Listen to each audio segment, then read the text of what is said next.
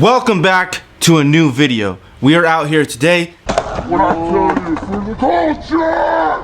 sitting on the couch having a conversation about YouTube, skateboarding, and mainstream skateboarding, and why professional skateboarders, like actual professional, like skaters that skate for known companies, like mainstream companies, like a Girl, Chocolate,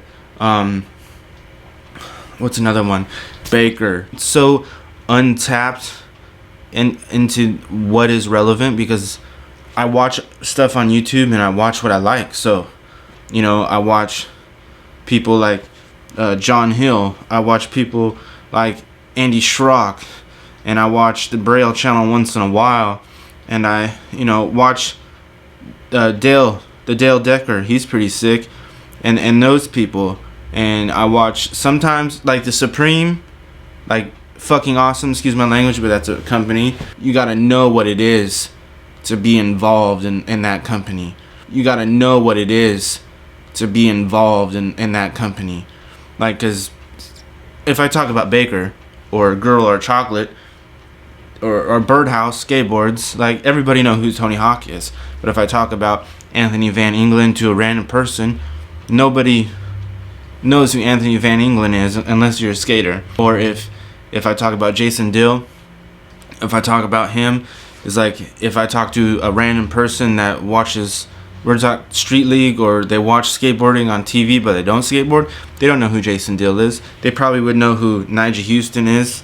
They'd probably know who Tony Hawk is, because he's like the most world famous skateboarder ever to live. Okay, those dudes, the YouTuber dudes that I talked about, I don't know. I know one of them has trying to skate. He skated for a mainstream company. I don't know if the other ones try to skate for a mainstream company, but the other one that I is thinking about, they seems like mainstream skaters don't think like they're a real company. They're selling more skateboards than mainstream skateboarding. It's pretty crazy. I went on their website the other day and I saw how much their skateboards cost, and it's relatively in like a good price range for a skateboard. $40 for a skateboard, $28 for some wheels, $7 for some grip tape. That's a pretty decent deal. So if you go to Zumiez or whatever, and you try to buy a skateboard, it's inflation. I feel like it's inflation. What are you doing? Come on. Sit. Sit. Sit. There you go. So I feel like if you go to Zumiez and you go there with $40, you cannot buy a skateboard. That's from experience. Most skateboards at Zumiez, because I go in there sometimes and just browse the prices, most skateboards cost that, you know, they start at $60 nowadays. What is that about? $60 skateboard, and then you have to, if you're buying it complete, you have to spend like $40 on trucks, and then $40 on wheels. And it depends on what bearings you get. You know, bearings can cost up to, you know, you can get the cheap bearings or you can get the real expensive bearings. Price range and bearings go up and down, fluctuate. It just depends on what style of bearing you want. My thing that I started, the Crusader skateboards, you know, I started it. I skate completely different than anybody that, like, I'm not trying to brag about the way I skate. The way I skate works for me. So I do a lot of no complies, a lot of finger flips, and just weird tricks. Here we're gonna break it down. Because I have to wear a brace on my foot, that's why I skate different. The way I do like a kick, I still call it kickflip because it flips kickflip way. I do like a no comply and then I finger flip. Because when my ankle, I'm wearing a brace on my right, I'm goofy footed, so on my ankle I can't flick it out. So I can't really flick. I can flick, it's almost like a mob. Or like, you know, when they kick off the board, that's what it would be like. But I haven't really done a real kickflip in such a long time. I don't even want to try. Because I like the way I skate. So like that way, I can do it both kickflip and heel flip way. I can do it switch and regular. You know, I just am in a completely different zone. this is based on experience and based on like what happens to me, because sometimes I do boost my posts on Instagram. I haven't done it in a while, but I do boost my post up in Instagram sometimes so it gets relevant and it's up there. So I do get weird comments like one person called me a Mike V, like try to clown on me and called me Mike V. You know, I skate like Mike V. Damn, I wish I could skate like Mike V. Another person left a comment one time saying like, you know, this is not real skateboarding. What is real skateboarding? You know, mainstream skateboarding, your brain is triggered to think of something.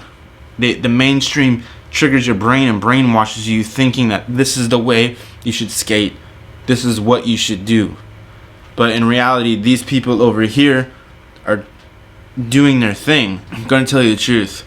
Like, I like watching, like, if a new video comes out, like I watched a new Palace video, it was okay, but I don't know if they use a VX, but get with the times.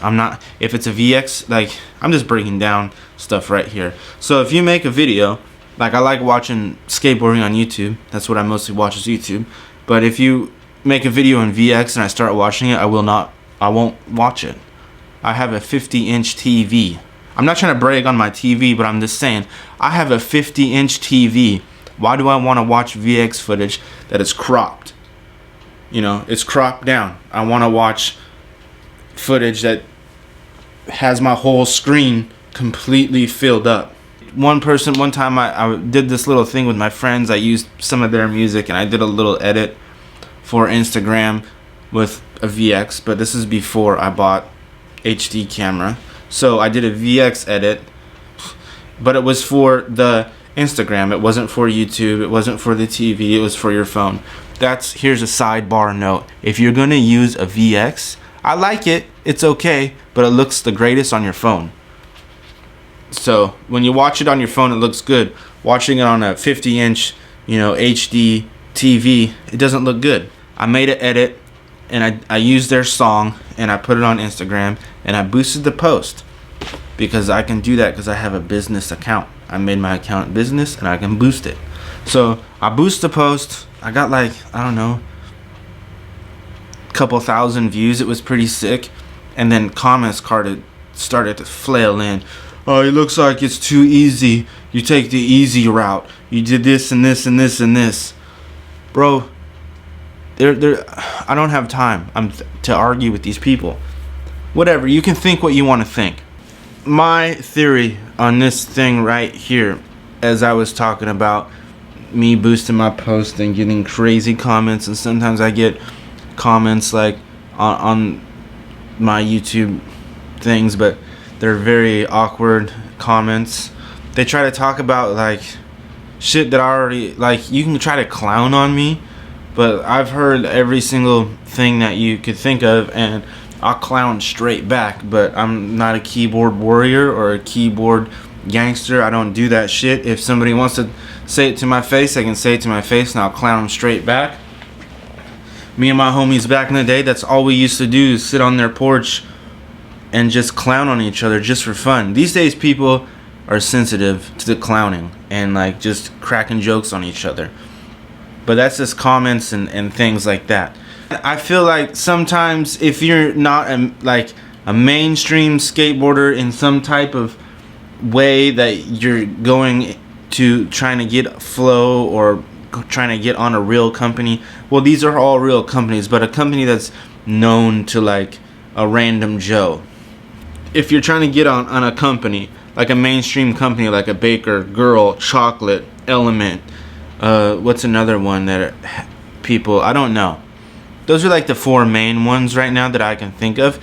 But if you're making a sponsor me tape, or if you know somebody like that in the mainstream skateboarding, I feel like you need to know somebody that's in there already, or like a friend of a friend or something like that. It's almost like skate jocks.